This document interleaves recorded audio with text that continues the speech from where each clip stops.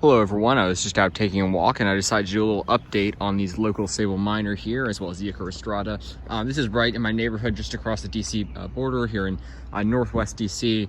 I just found these a couple months ago when I was just taking a walk very close to me, and super neat just to see them planted here in a yard. Again, I don't even know if these are palm enthusiasts or not. This is the thing about DC, you know, palms aren't really common here, but it's not the same as having like a colder location further north.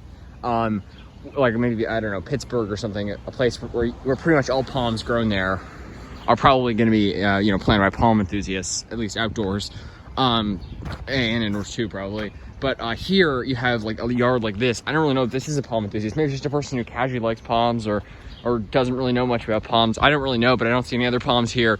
And it's just sort of like a casual planting. And you do happen to tend to see this a lot. Quite a few needles and some Sabal minor around town.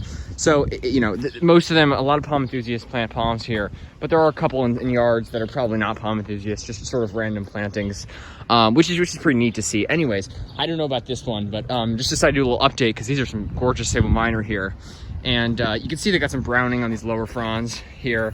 And, you know, these ones are starting to sort of brown off, but beautiful old Sabal minor.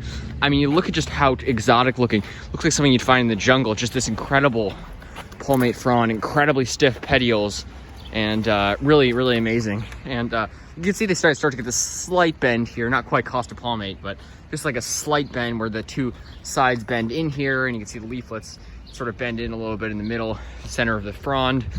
And so you can see these big brown things. These are stalks, the inflorescences and infructescence, and these are last year's stalks. You can see they're kind of brown, and all the seeds pretty much fallen off. It's like one seed up there.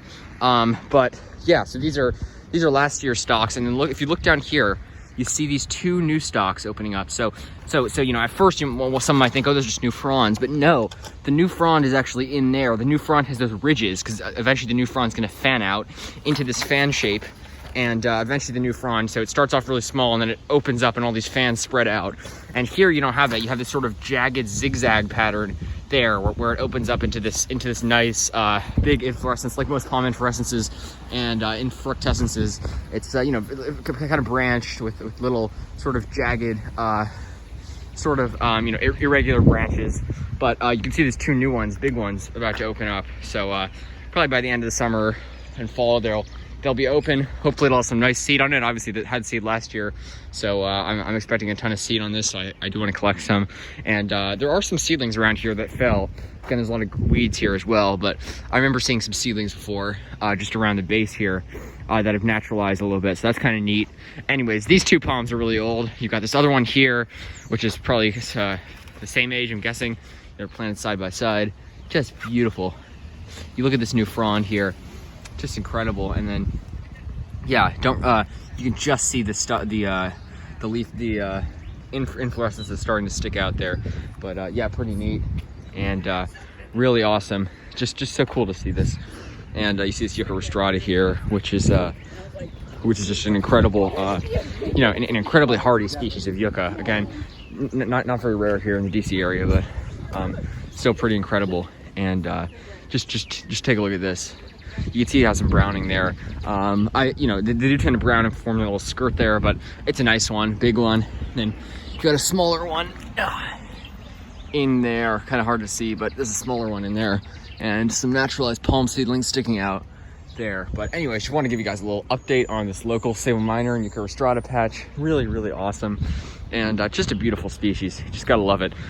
Just the Sabal minor is so tough, kind of underrated species, you know, because it doesn't develop as much of a trunk as a Sabal palmetto or other trunking sabals. So people are like, oh, it's not that great, but it's hardier. It can survive a lot colder temperatures, and it's foolproof here in DC, 100%, completely bulletproof. So pretty awesome to see.